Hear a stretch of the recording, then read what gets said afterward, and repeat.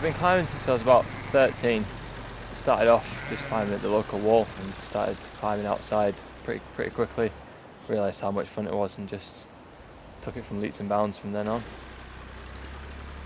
Really like the rock climbing, love going out and climbing in the Alps, but definitely enjoy winter climbing the most. And I really like having ice axes in my hand and really powerful climbing that's really almost thuggy, but you have to be delicate in certain times.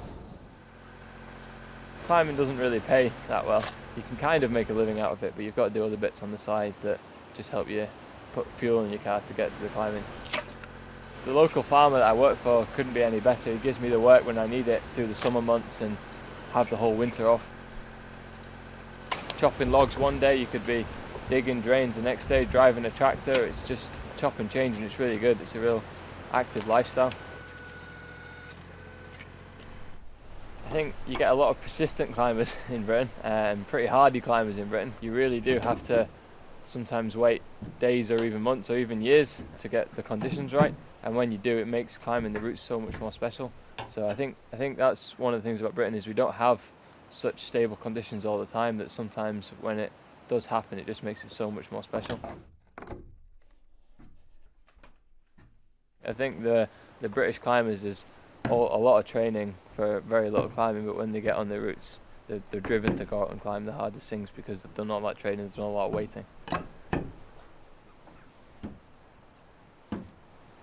I definitely live to train. I just enjoy training all the time.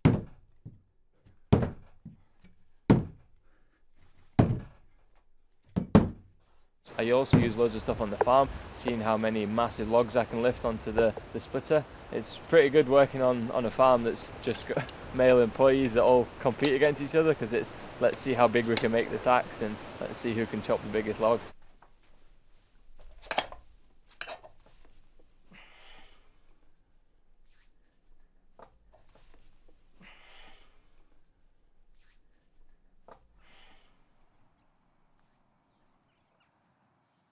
Newtyle's a pretty unique place. It's basically just a big quarried core hole in the ground at 45 degrees for about 40 meters, and you just climb the roof of the cave. It's really good for that dynamic upside down gymnastic style of climbing. You get the odd routes when you're rock climbing where you're thrown from jug to jug, but with tooling you've got jugs in your hands the whole time because you've got ice axes. So if you're confident at hooking small edges, you can throw between moves. Right, watch us. Come on.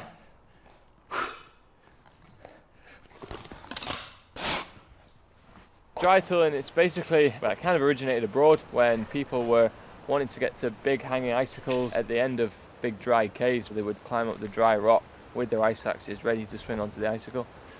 And people were doing that so much that they made routes that they could climb in the summer when the ice wasn't formed.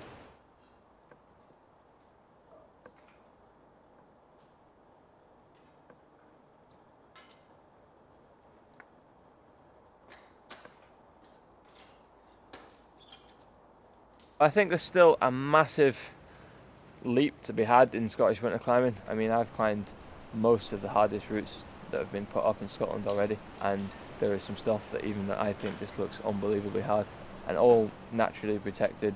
So yeah, there's still a lot to be done.